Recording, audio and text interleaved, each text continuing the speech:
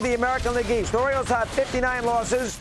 Tampa's got 62 losses, and Baltimore won the season series. So from that standpoint, Baltimore's got a 4-game lead. They're 97 and 50-something, so I think they got about 6 games to go. So the Orioles' really magic number is just a couple. Baltimore is going to win the American League East. They have all the games at home, Washington and Boston. So they should be the 1 seed there. Tampa will be the 4th seed in the American League. That's something we knew about really since last weekend when Baltimore split those last 2 games, or lost the first 2, came back to win the last 2 games against the Rays at Camden Yards. That's the first thing. Obviously, Minnesota's the 3 seed.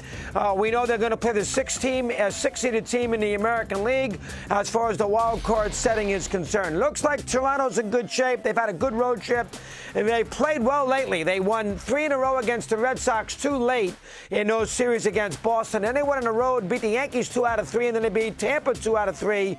So they have, 7 out of 9 in the last 9 ball games, which means now that Toronto has got 69 losses, I believe it is, and the other 2 teams behind them have 71. So Toronto, which finishes up at home with the Yankees and Tampa, should be in very, very good shape to be the number 5 seed as far as the American League is concerned. And theoretically, Toronto will play Tampa in the first round. So they'll play a 3-game series in Toronto this weekend, and then both teams will head to Tampa to play Tuesday, Wednesday, and Thursday at the Trop in a 3-game series there. So those teams are going to see a lot of each other, most likely in the next 10 days. So we keep an eye on that. Now, of course, we get the American League West, and the big story there is Houston, which has been just awful. First off, they can't win at home. Finished up with a 39-42 record at Minute Maid, which is hard to believe for a defending champ and a team that's got that kind of talent. Number 2, they finished up 1-6 against Kansas City, which is hard to believe. Maybe it was 1-5 against Kansas City. Change that, which is also impossible to believe. They only won 1 game in Royal St. Coffin Stadium last weekend. They got swept at home by the Royals this weekend. Their starting pitching's been atrocious. They gave up 1 million runs, a lot of home runs, just a terrible job. And in between then, they lost 2 out of 3 to Oakland. So this is a team that essentially went 1-5, 1-2. They went 2-7 against the 2 worst teams that have lost over 100 games in the American League. I mean, I'm not too sure if that gives the Oaklands and the Kansas City's good credit. Kansas City's played a little better the second half of the year, but boy, oh boy, the Astros now find themselves in incredible hot water. Somehow Texas, that was on the deep end and about to drown, Texas has righted themselves. I mean, they did a good job in Toronto. They won 4 straight, which basically was washed out by losing 3 games in Cleveland, but then they came home and they played well. They beat Seattle 3 straight games, which is something that you got to be happy about. And they beat the Red Sox 2 out of 3. So they went 5-1 in the last 6 games and basically put themselves in great position now to win the division. They have 68 losses, and Houston and Seattle have 71 losses.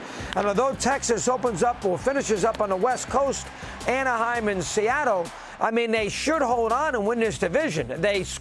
Montgomery was great, scored a lot of runs, 8-0 lead the other day on one of those days this weekend. Yesterday, they held on, had a 9-8 lead, used a lot of pitchers. They scored some runs. Great job by Bochy. And they're going to be the 2 seed as far as the American League is concerned, barring a collapse, which means Seattle and Houston will play to the death this week in Seattle. 3 games. Right now, Houston has got a half-a-game lead on them because they play the 1 less game. Seattle will have a 4-game series with Texas Thursday through Sunday.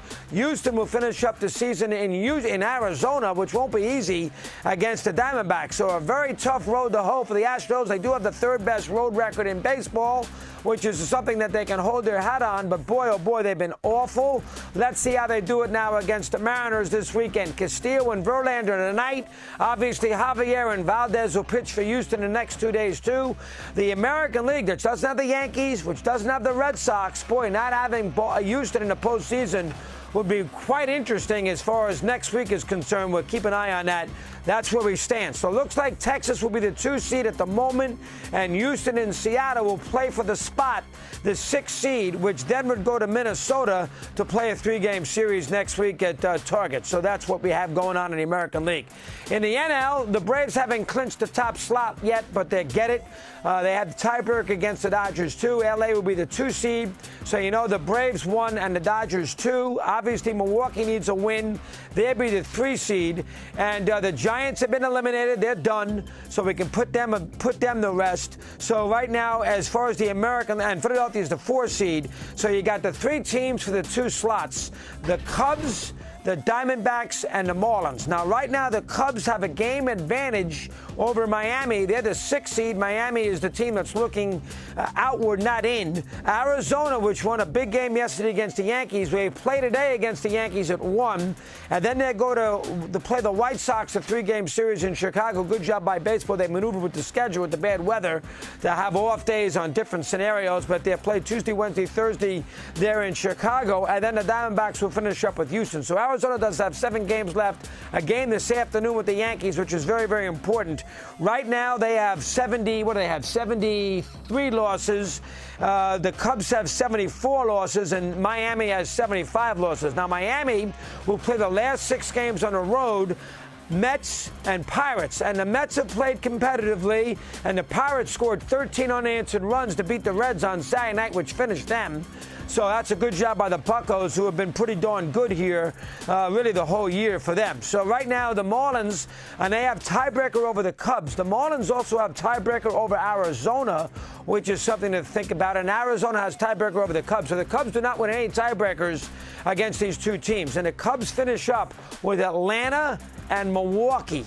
And that is tricky. So although the Cubs did sweep the Rockies, played a little better over the weekend, and they came from behind yesterday to beat Colorado at home, the Cubs are not assured being in that postseason. Tuesday, Wednesday, Thursday at Truist, and then they go to, over the weekend, they go to Milwaukee. That's a very tough road trip. Arizona, the White Sox, and the Astros. Miami on the road against the Mets and the Pirates. So those 3 teams for the 2 spots in the NL. The loser will get Milwaukee. The 5th team will get the Phillies, and that will begin next week. So right now, the 4 teams that will host next week, 3 games, all in their buildings beginning Tuesday, will be Tampa and Minnesota in the American League. That will be on FS1 or Fox. And then in the National League, the games will be on TNT or TBS.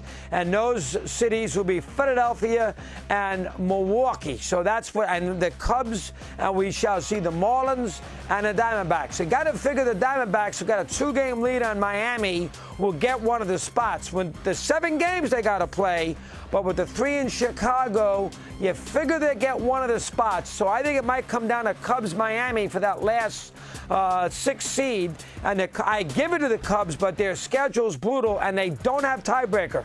So that's what's going on. That's your baseball for the week. There's nothing else to tell you. Hopefully Sunday, when Alana and I will do a 1 p.m. show for you next Sunday, the first day of October, as we begin that great month.